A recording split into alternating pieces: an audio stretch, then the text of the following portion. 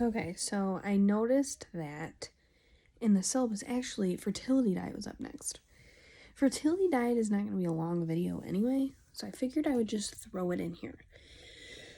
Starting back in February of 2020, I did a fertility diet before we went through our IVF process for Andy. Gluten-free, dairy-free. No pop. No sugary drinks of any kind. I just drink water and tea. Now going forward for a new child, it's going to be a little more aggressive. I'm cutting out a couple of the things that I would indulge in then. Eggs and things like that. I've read some interesting studies on that. So we're going to take those out and a couple other things. But again, I don't want to kill myself. Also, exercise will be put into this. I want to do before and after photos of that. Otherwise, it's just going to be a lot of the stuff I've been posting, and if you follow along, I need to be better at putting my stories into those little sections, but it's going to be a lot of drinks and meals that I post during the day. And then with Andy eating more finger foods and solids, I'm going to incorporate that into her diet as well, just to be healthy, and Sam's as well. So that's basically it for the fertility diet. I'm going to mostly document that via Instagram profile. So I ate a lot of gluten-free, dairy-free stuff. That's pretty much it. I drank a lot of water. And I know I only got one baby, but I had a lot of great embryos. And that's that. So IVF part 1, we're going to go through clinics, COVID, egg retrieval, waiting. And then after that, the next video will be transfer and pregnancy. And then will be my full-on pregnancy video, and so on. So where to start? We went to our first fertility clinic appointment on December 20th, 2019. It was our 2-year wedding anniversary, which is nuts. That was 2 years ago now. Kind of a scary day. Sam couldn't go. He was working like crazy at the time, and he didn't need to go. I had a sperm analysis report sent there.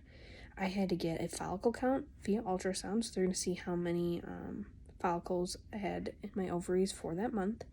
And then they wanted to do some blood work and have a mini consultation with one of the doctors. So I had 16 follicles at the time. One had just ovulated, so 17 for the month, which was pretty good. A normal person for my age was anywhere between like 15 and 25, so I met that criteria. I did some blood work that came back that my egg reserve looked good for my age in half of the aspect, but in the other half it did not. Like my FSH, which is called follicle stimulating hormone, my estradiol, both looked really good. But my AMH, which is anti-Müllerian hormone, which is a newer way to measure it, was very low. They're now coming out with studies that some are more for quality and some are for quantity. Obviously, my quality was fine and my quantity wasn't. So they're also saying that vitamin D can affect that. My vitamin D was low. That was another issue in my blood. So I was taking a lot of vitamin D at the time. And once I took that back up, those numbers went up, not as much as what they would like, but they were better. So moving forward, I had to do a hysteroscopy. I had to get a rubella vaccine. I tested positive for not having antibodies for it. And Sam had to do another sperm analysis, so we scheduled all those things. Sam had to come with me for my hysteroscopy. In my hysteroscopy, it is basically a scope to look in your uterus to see if it is a habitable place for an embryo. Mine was not. I had a lot of polyps, so they thought that those were from my previous surgery because I didn't have them 2 months prior. Basically, they just got vaginal bacteria in there and it created a inflamed environment, i.e. causing polyps. Those needed to be removed and tested. They were a couple weeks later. And unfortunately, I had chronic endometritis. Chronic endometritis is caused from, like, if you were to get a urinary tract infection, it's kind of the same thing. You get, like, your vaginal bacteria up in a place that's not supposed to be there. And you have natural vaginal bacteria that is healthy. But once it goes past a certain sterile barrier, then it's growing in a place that shouldn't be. So that's what was happening. And they just assumed that a tool had, rubbed against that and brought it into my uterus. A lot of the times, like, there's chronic cervicitis. That means, like, your cervix is inflamed. And there's chronic endometritis, which means your endometrial lining is inflamed. It was mild, but it was there. It took me 2 rounds of doxycycline, which is a very strong antibiotic, and then one 10-day pack of Claritin D. Apparently, the bacteria in your vagina mimics the bacteria in the lungs when you have asthma. And they kind of fix each other. I don't know how, but I took it, and the next one I took it was gone. So that was pretty awesome. At the time, we were moving, so my brother had just bought my house. COVID erupted. We were living with my parents and then buying our new home. We were supposed to be going to Hawaii. That got canceled because of COVID. So a lot of things were happening. So after we kind of got a transfer date and everything came back normal, COVID happened and they canceled all procedures going forward. We were kind of at a standstill. It was really hard. At that time, we were living with my parents, and we got a phone call about 2 weeks in. This was in the middle of April, saying that they could take us now. They had a spot for us. They only limited availability. They ended up calling us back a couple hours later saying they called the wrong person. That rubbed me the wrong way very much. I understand that things were stressful at the time, but it was so painful to hear that. And they were not remorseful on the phone at all.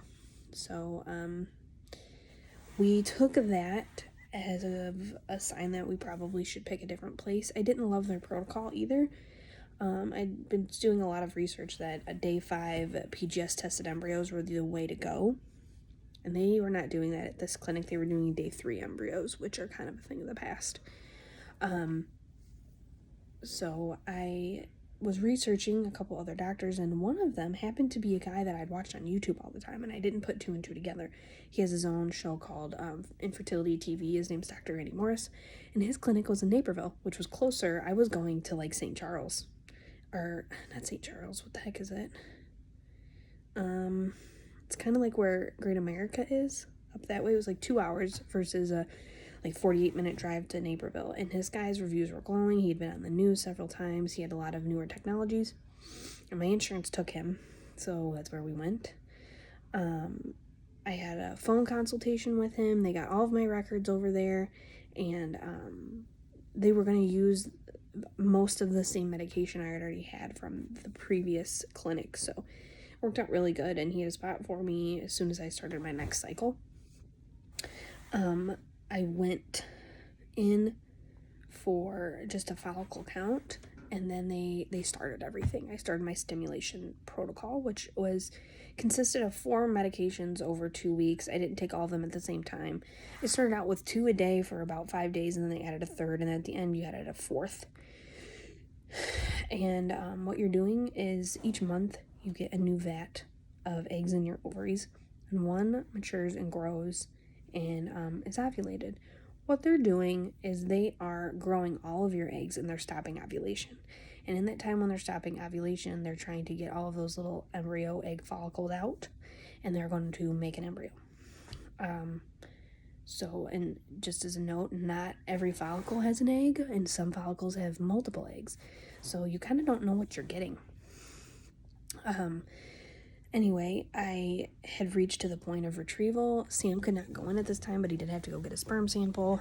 They were doing ICSI, which is they inject the sperm into the embryo instead of using a petri dish. It has a lot better rates these days because you're making the eggs fertilize. There's a thought process that the shell of the egg is too hard. It's like a new genetic formality. So they did that, and they called me with my results saying that, we did the retrieval. They did retrieve 18 follicle eggs, which was awesome. I only had 16 follicles, and they got 18 follicle eggs. So a couple of them had 2, and then 15 fertilized, and I was not going to hear from them for days. So I think it was 5 days. I was supposed to be starting a job at that time. So I was really stressed. I was just trying to mentally power through. Everything was going to be fine. The day after I started my first job, I got the results on my way to work that none had made it yet on day 5. So that was devastating. And then they said you will have 2 more days. What the odd thing was is they all made it to day 3, which if I would have went to the other clinic, they would have put a bunch into me and probably none of them would have taken. So that's like another thought behind that. But between day 3 and 5, something happened and a lot of them just weren't really that healthy. So I had one get to day 6, which ended up being Andy, which day 5 and 6 embryos are the best. And then I had one day 7, which the percentage of a day 7 being normal could happen, but it's rare. So in my heart, I was really stressed out. I had to wait another 3 weeks after they biopsied them, and I ended up getting 1 inconclusive embryo and 1 abnormal. That's kind of where I'm going to stop for you guys. I don't want to leave you in suspense, but to do the rest of the video in a second part, that's where we're at. I wanted to note my medications were Gonal-F. It was a HCG and Ganirelix. HCG in like there's a powder form and there's another form. I had like a liquid form, and then I ended up doing progesterone later. So I had 3 injections. You know, when everyone complains about those ones are totally easy. You don't even feel them. You have a little bruising, whatever. I didn't have any pain during that time, and I didn't have any pain after my retrieval. Mind you, I had a crazy surgery before, but the next progesterone shots, the next video, the ones that suck. But again, totally worth it for where we're at. So that's my first part of IVF. If you are me and you're looking into this situation, I definitely recommend, looking up Randy Morris and some of his fertility videos. It's taught me a lot. And I'm so glad we went with him, and we'll be using him in the future. So, first IVF video down.